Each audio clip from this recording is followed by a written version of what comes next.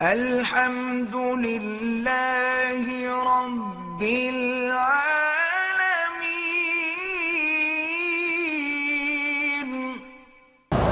اسی طرح اللہ تبارک و تعالیٰ نے اب دیکھیں رجب کا مہینہ گزرا، اب شعبان کا مہینہ رحمتوں کا مہینہ ہے۔ حضور سب سے زیادہ روزے رمضان شعبان میں رکھتے ہیں۔ اس کی وجہ یہ ہے کہ تاکہ رمضان کے لیے ہمیں استعداد اور تیاری اور ترقی اور جذبہ پیدا ہو جائے، اور یہ بھی دعا فرماتے تھے کہ اللہم بلغتنا شعبان بلغنا رمضان، یا اللہ جیسے آپ نے ہمیں شعبان نصیب کیا ایسے رمضان نصیب فرمائے۔ اچھا، رمضان کا مہینہ کیا ہے کہ ابھی پہلا حصہ جو ہے وہ رحمت ہے، دوسرا حصہ جو ہے وہ مغفرت ہے، اور تیسرا حصہ جو ہے وہ جہنم سے آزادی کے فرمانے ہیں۔ اسی طرح حدیث مبارک میں آتا ہے کہ مسلمان کے لیے دو خوشیاں ہیں۔ ایک جب وہ افطار کرتا ہے تو خوشی ہوتی ہے کہ سارا دن کا پیاسا ہے، بھوکا ہے، اب اللہ کی نعمت سامنے، اور ایک اس دن خوشی ہوگی جس دن اللہ تبارک و تعالیٰ کا دیدار کرے گا۔ اور اسی طرح یہ بھی حدیث مبارک میں آیا ہے کہ جو مسلمان خالص نیت کے ساتھ اور خالص دل کے ساتھ افطار کے آنے سے چند منٹ پہلے جو ہے اللہ سے دعا مانگتا ہے وہ ہر حال میں قبول ہوتی ہے۔ اس لیے انسان جو ہے کبھی کھجوروں پہ لڑا ہے اور کبھی اس کو ضائع نہ کرے، افطار سے 10-15 منٹ پہلے دعائیں شروع کر دیں۔ اور دعا کا طریقہ یہ ہوتا ہے کہ پہلے درود شریف پڑھیں، جتنا ہو سکے 1 دفعہ، 3 دفعہ، 7 دفعہ، 11 دفعہ، 21 دفعہ، 100 دفعہ، 1000 دفعہ، یعنی دعا کے اول میں بھی درود ہو اور آخر میں بھی درود، اور درود پڑھنے کے بعد اللہ کی حمد و ثنا بیان کریں، جیسے کہ اور نہ آئے تو سورۃ فاتحہ پڑھ لی، اس سے بڑی دعا اور اس سے بڑی حمد و ثنا کیا ہوتی ہے۔ اور پھر اللہ کو اللہ کے ناموں کے ساتھ پکاریں گے، یا اللہ یا اللہ یا اللہ، یا رحمان یا رحیم، یا حی یا قیوم، یا ذی الجلال والاکرام۔ اللہ کے ناموں کے ساتھ پکاریں، اور اس کے بعد وہ دعائیں جو حضور نے بتائیں یا پھر اپنی زبان میں جو مرضی آئے اللہ سے مانگیں، لیکن کسی کی انسان کی بربادی اور ہلاکت کی دعا نہ مانگیں، اور کسی رشتہ داروں کو لڑانے کی اور قطع رحم کی دعا نہ مانگیں، اور کسی حرام کو ملنے کی دعا نہ مانگیں، اور تو وہ دعائیں جو ہے ہر حال میں اللہ تبارک و تعالیٰ قبول فرماتے ہیں۔ اس لیے حدیث مبارک میں آتا ہے میرے محبوب دو عالم صلی اللہ علیہ وسلم نے فرمایا کہ دعا کبھی خالی نہیں جاتی۔ یا تو جو آدمی مانگ رہا ہے کہ یا اللہ مجھے حج نصیب فرما دے، حج نصیب ہو گیا، یا دعا مانگ رہا ہے لیکن وہ تو چیز نہیں ملی، لیکن مصیبت آ رہی تھی، اللہ نے اس کو دفع کر دیا۔ اور تیسری صورت یہ ہوتی ہے کہ اس کی دعا کو قیامت کے لیے لکھ دیا جاتا ہے، ذخیرہ بنا دیا جاتا ہے، اس کا بدلہ اس کو قیامت میں ملے گا۔ تو جب قیامت میں دعاؤں کا بدلہ ملے گا وہ کہے گا یا اللہ کاش میری دنیا میں کوئی دعا بھی منظور نہ ہوتی، آج ہی سارے مجھے بدلے مل جاتے۔ تو یاد رکھیں کہ دعا جو ہے وہ کبھی خالی نہیں جاتی، صرف شرط یہ ہے کہ مانگنے والا ہو، شرط یہ ہے کہ اخلاص ہو، شرط یہ ہے کہ تڑپ ہو، شرط یہ ہے کہ درد دل سے دعا مانگے۔ جو دعا دل سے نکلتی ہے نا یاد رکھیں وہ اثر رکھتی ہے۔ اور اسی طرح حضور نے منع فرمایا ہے کہ ان قلب لاہن، کہ اگر زبان پر تو دعا مانگ رہے یا اللہ حج نصیب فرما، عمرہ نصیب فرما، رمضان نصیب فرما، مدینہ پاک، لیکن دل غافل ہے، دل کسی اور طرف لگا ہوا ہے۔ کیا معنی؟ بر زبان تسبیح و در دل گاہ خر، یہ زبان پر تو تسبیح ہے لا الہ الا اللہ، اور خیال یہ ہے کہ پتہ نہیں میرا گدھا جو ہے اس کو کسی نے پانی پلایا ہے نہیں پلایا۔ تو اب زبان کے اندر تو تسبیح ہے اور دل کے اندر کھوتا اور گدھا کھڑا ہوا ہے، تو دعا کہاں منظور ہوگی؟ دعا یہاں مانگ رہا ہے اور خیال ہے یار پتہ نہیں میرے بیوی بچوں کا کیا بنا، وہاں ملک میں کیا حال ہوگا، گھر میں کیا حال ہوگا، پتہ نہیں راشن بھی ہے کہ نہیں ہے، تو پھر دعا مانگنے کی کیا ضرورت ہے؟ اس لیے حضور پاک نے فرمایا کہ غافل دل سے کبھی دعا نہ کرو۔ اور علماء نے اور اولیاء اللہ نے لکھا ہے کہ جب دعا مانگو اور دل لگتا جائے دعا میں کہ بالکل زبان پہ دعا ہے، آنکھوں میں آنسو ہیں، دل میں رقت ہے، بدن میں خوف ہے، بدن پہ لرزہ طاری ہو رہا ہے، سمجھو کہ رحمت کی گھڑی آ گئی ہے، اور مانگو اور مانگو اور مانگو، اور دعا مانگ رہے ہو دل نہیں لگ رہا، بس کر دو. ایسا نہ ہو کبھی نافرمانی کی وجہ سے کہ اچھا مانگتے مجھ سے اور دیکھتے ادھر ہو. اب دیکھیں نا مثال کے طور پر آپ کسی بادشاہ کے سامنے یا گورنر کے سامنے یا حاکم کے سامنے کھڑے ہو کے بات کریں، بات اس سے کریں اور دیکھیں اس طرف، تو وہ کہے گا یہ کون ہے بے وقوف، نکالو اس کو مجلس سے، بات مجھ سے کر رہا ہے اور دیکھ ادھر رہا ہے. تو آپ مانگیں تو اللہ سے اور نظر ادھر ہو اور دل ادھر ہو اور خیالات ادھر ہو، دعا کیسے منظور؟ وہ دعائیں اس لیے منظور نہیں ہوتی ہیں کہ ان کے اندر اخلاص نہیں ہوتا، ان کے اندر وہ اطمینان اور یقین نہیں ہوتا. ورنہ جب اللہ کا حکم ہے کہ مجھ سے مانگو تو اللہ کا فرمان سے زیادہ سچا فرمان کس کا ہے؟ اللہ نے فرمایا مجھ سے مانگو میں تمہیں دوں گا. تو اسی طرح میں نے عرض کیا نا کہ اللہ نے رحمت کا ایک دریا بہا دیا. اچھا آپ نے کسی کو افطار کے وقت پانی پلا دیا ہے، آپ کو بھی پورے روزے کا ثواب مل جائے گا. آپ نے کسی کو ایک کھجور کھلا کے افطار کرا دی، آپ کو بھی پورے روزے کا ثواب مل جائے گا. لیکن کوشش یہ کریں کہ سحری ہے یا افطاری ہے، سوکھی روٹی ہو لیکن حلال کی. اور اگر مال مشتبہ ہے، اگر گوشت مشتبہ ہے، اگر جو چیزیں آپ روز مروز کھا رہے ہیں وہ مشتبہ ہیں، تو پھر خدا کے لیے اللہ کے روزوں کو برباد نہ کریں، پھر زمزم سے افطار کر لیں. اچھا بعض جاہل لوگوں نے یہ بھی بنایا ہوا ہے کہ جی نمک سے افطار کرتے ہیں، یہ بالکل جاہلوں کی بات ہے، کسی پتہ نہیں ہندو نے گھڑی ہے یا مسلمان نے گھڑی ہے. اسی طرح سنت یہ ہے، یاد رکھو کہ افطار کے وقت تازہ کھجور ہو جو ابھی ابھی اتری ہے. اس لیے آپ دیکھیں نا یہ عرب لوگ جو ہیں ماشاءاللہ اللہ نے ان کو توفیق دی ہے، یہ سارا سال کھجوریں کولڈ سٹوریج میں تازہ رکھتے ہیں، رمضان آئے گا تو پھر نکالیں گے. وہ ایسے ہوگا کہ ابھی ابھی کھجور اتری ہے درخت سے. خاص طور پہ روتانا جو ہے وہ خراب ہی نہیں ہوتی، 2 سال بھی رکھی ہے. تو سب سے افضل یہ ہے کہ رطب، حضور نے فرمایا تازہ کھجور پہ افطار کرو. اور یہ بھی ہے کہ کھجور کھاؤ تو یا 1 دانہ کھاؤ یا 3 کھاؤ یا 7 کھاؤ، یعنی اس کا عدد جو ہے جتنا وطر ہوگا اتنا زیادہ وہ فائدہ ہوگا.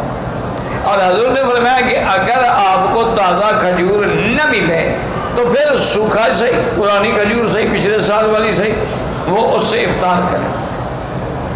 اور فرمایا کہ اگر وہ بھی نہ ملے تو پھر پانی سے افطار کریں. یعنی حضور صلی اللہ علیہ وسلم کو افطار کرنا جو ہے وہ میٹھی چیز پسند ہے، کہ جب بھی افطار کریں تو میٹھی چیز سے افطار کریں یا پانی سے افطار کریں. یہ جو ہمارے انڈو پاک نے اللہ عالم کہاں سے سیکھا ہے کہ افطار کے خاص طور پہ رمضان میں سموسے خریدنے کے لیے لینے لگتی ہیں، نعوذ باللہ. سموسے ہیں اور پکوڑے ہیں اور کرارے ہیں اور چٹخارے ہیں. یہ پتہ نہیں ہندوؤں نے ان کو سکھایا ہے، سکھوں نے سکھایا ہے، کس نے سکھایا ہے؟ اس کا اسلام سے کیا تعلق ہے؟ حضور پاک نے کبھی پکوڑے کھائے ہیں رمضان میں؟ انا للہ و انا الیہ راجعون. حضور صلی اللہ علیہ وسلم نے رمضان المبارک میں کبھی افطار کے وقت سمبوسہ کھایا ہے؟ تم کیسے عاشق رسول ہو کہ جی میری جان قربان لیکن سمبوسہ نہیں چھوڑ سکتا؟ میری جان تو قربان ہے لیکن جناب آج کل پکوڑے بڑے مرچ والے بنے ہوئے ہیں اور آلو والے بنے ہوئے ہیں اور کچالو والے بنے ہوئے ہیں اور شلغم والے بنے ہوئے ہیں اور مولی والے بنے ہوئے ہیں. عورتیں گھر میں سارا دن بیچاری خاوند روزے رکھتے ہیں، وہ بیچاری کھانے پکاتی رہتی ہیں. انا للہ و انا الیہ راجعون. ولا نقول الا لا حول ولا قوت الا باللہ العلی العظیم. دیکھیں نا جی رمضان ہو، روزہ ہو، آج کل دیکھیں آپ کے ملک میں 50 ڈگری فارنہائٹ پہ سورج پہنچا ہوا ہے، یعنی لوگ کھڑے کھڑے ہی اسٹروک سے گر جاتے ہیں اور مر جاتے ہیں. اسی طرح بعض جگہ 47 ہے، بعض جگہ 43 ہے، بعض جگہ 45 ہے.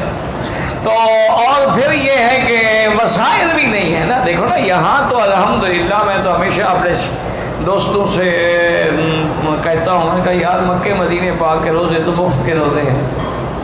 انہوں نے کہا کیسے؟ انہوں نے کہا بھی آرام سے ساری رات جاگتے رہتے ہیں، صبح کی نماز پڑھ کے ایئر کنڈیشن چلا کے کمبل لپیٹ کے سوتے ہیں، سردی لگتی ہے، ظہر کو اٹھیں گے نماز پڑھ کے انشاءاللہ پھر لیٹ جائیں گے، حضرت کی ابھی نیند پوری نہیں ہوئی، 6 گھنٹے سو چکا ہے، پھر سو جائیں گے، اور پھر عصر کے بعد جو ہے جناب پھر وہی تیاری شروع ہو جائے گی کہ شربت ہو اور اناناس ہو اور جام شیریں ہو اور قصر شیریں کی مٹھائی ہو اور پکوڑے ہوں۔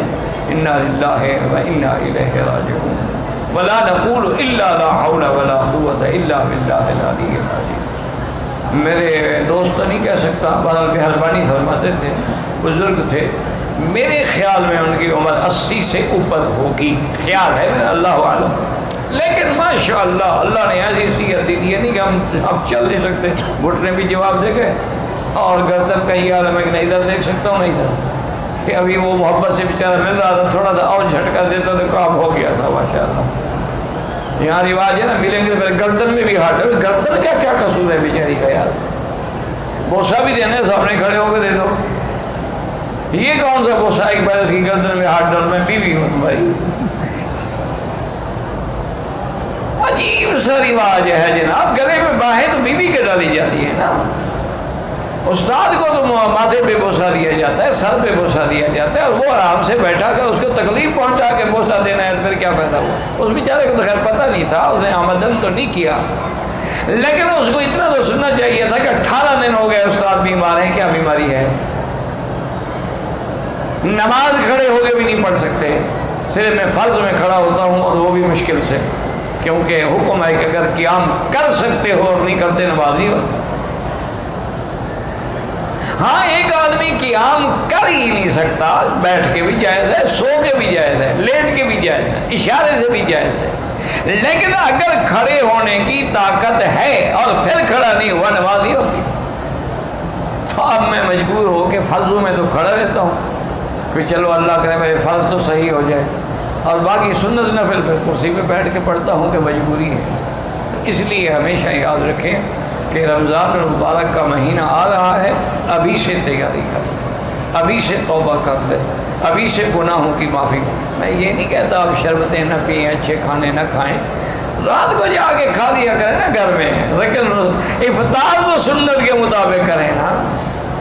اور آپ کو شاید احساس ہو نہ ہو، جہاں آپ پکوڑے کھاتے ہیں نا 2 صفوں تک اس کی ہوا ہوتی ہے، لوگوں کی نمازیں برباد ہو جاتی ہیں ماشاءاللہ۔ انا للہ و انا، کیونکہ پکوڑے کی ہوا آپ خود جانتے ہیں کیسے ہوتی ہے، تو لیکن کھجوریں 2 کلو کھا جائیں ہوا تو نہیں آئے گی۔ اللہ کے نبی کی حکمتیں ہیں کہ آپ وہ میرے دوست میں بتا رہا تھا کہ وہ ماشاءاللہ رمضان میں روزانہ عمرہ کرتا تھا، روزانہ۔ احرام رمضان میں اس نے کھولا ہی نہیں، سر پہ اس طرح پھروایا تو وہی چادر سر پہ ڈال دی اور نماز پڑھی آرام سے، اور پھر اس کے بعد پھر چل پڑے۔ کبھی وہ رات کو تراویح کے بعد چلے جاتے تھے اور فجر کی نماز تک وہ اپنا عمرہ مکمل کر لیں، آرام سے عمرہ بھی ہو جاتا، رش بھی نہیں ہوتا، اور جناب نماز پڑھ کے پھر آرام سے سو جاتے تھے۔